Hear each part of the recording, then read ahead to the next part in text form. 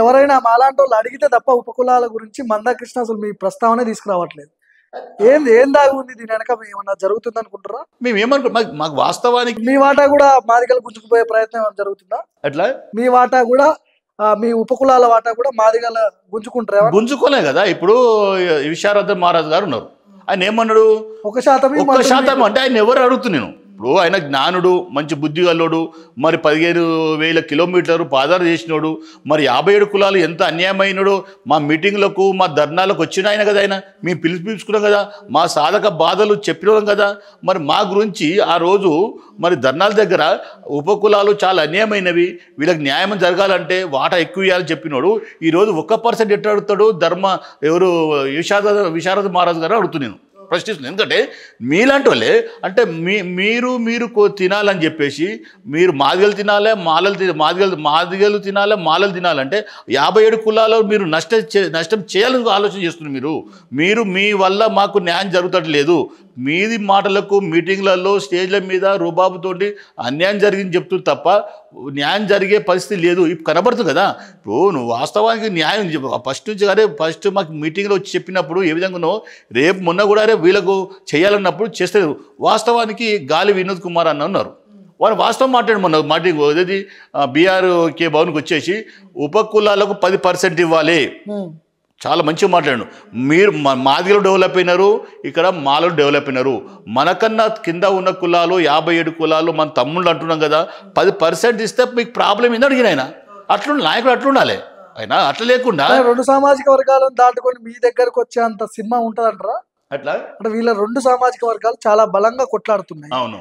So ఈ ఇద్దరిని దాటుకొని మీ సామాజిక వర్గం దగ్గరికి మీరు అనుకున్న ఫలాలు అందుతాయని ఎట్లా అనుకుంటారు? అంత బలమైన నాయకులు లేరు కదా అంటున్నాను నేను. వాస్తవమే, చెప్పింది వాస్తవమే. అది మా బాధ అదే. మా దాంట్లో బలమైన నాయకులు ఉన్న శాతగాని వాళ్ళు ఉన్నారు. ఉన్నా కానీ శాతగాని వాళ్ళు, బలం లేని వాళ్ళు, బలహీనులు ఉన్నారు. ఇప్పుడు యుద్ధం ఏం జరుగుతుంది? బలవంతునికి బలహీనులకు, బలిసినోనికి బక్కచిక్కు యుద్ధం ఇది. బలిచిన వాళ్ళు మాలమ్మాదికి ఇద్దరు బలిచిన వాళ్ళే 57 కులాలు బక్క చిక్కినోళ్ళు. అలాంటి వాళ్ళకు మాకు ఇప్పుడు వాళ్ళు ఏం చేస్తారు? బక్క చిక్కిన మాకు వీళ్ళు ఏం చేస్తారు? కొట్టే పాడేస్తామనుకుంటారు వాళ్ళు. కానీ ఏదో రోజు మేము కూడా బలవంతులు అవుతాం, మేము కూడా బాగా చేస్తాము. కానీ ఆ రోజు వస్తుంది కదా. బలవంతులు కావాలంటే ఫస్ట్ మీ తరపున కొట్లాడే ఒక గట్టి లీడర్ లేడు ఇక్కడ. వర్గీకరణ చేస్తేనే మీరు అనుకున్న విధంగా వర్గీకరణ అయితేనే కొద్ది గొప్ప మీకు ఏమన్నా ఇది ఉండే అవకాశాలు. అవును, కానీ మేము ఏమంటున్నాం అంటే మళ్ళొకసారి మా పెద్దన్న కడియం శ్రీరాన్న దగ్గర పోతాము, నేతకాని వెంకటేష్ ఎంపీ, మాజీ ఎంపీ ఆయన దగ్గర అడుగుతాము, దేశం చిన్న ఎమ్మెల్యే ఆయన దగ్గర అడుగుతాము, మొన్న బీజేపీ నుంచి ఎంపీగా నిలబడ్డ సీనన్న ఆ సీనాన్ని కూడా అడుగుతాము. మేము ఏమంటున్నామంటే వీళ్ళందరితో మాట్లాడుతున్నాను, మీరు ముందుకు వస్తే సుమారు మనం ఎంత వాస్తవం చెప్పాలంటే మాదిగలు ఎట్లున్నారో 70,000 వాళ్ళు ఉంటే 30,000 ఉంటే మేము దగ్గర మాలలకు సమానంగా ఉంటాం. మేము మా జనం 50 కులాల జనం ఉంటాం.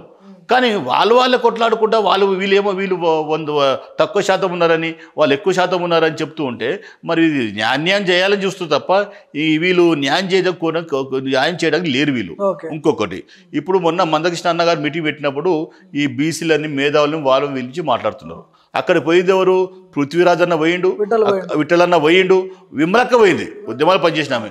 మేము ఏమంటామంటే మీ టీవీ ద్వారా మీరు మాదిగలు ఆల్రెడీ బాగుపడ్డారు, మాలలు బాగుపడ్డారు, 57 కులాల గురించి ఆ స్టేజ్ మీద ఎందుకు మాట్లాడలేదని ప్రశ్నిస్తున్న వాళ్ళని.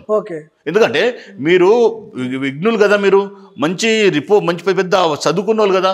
అరే వీళ్ళకన్నా ఎక్కువ అన్యాయమైనాయి కదా.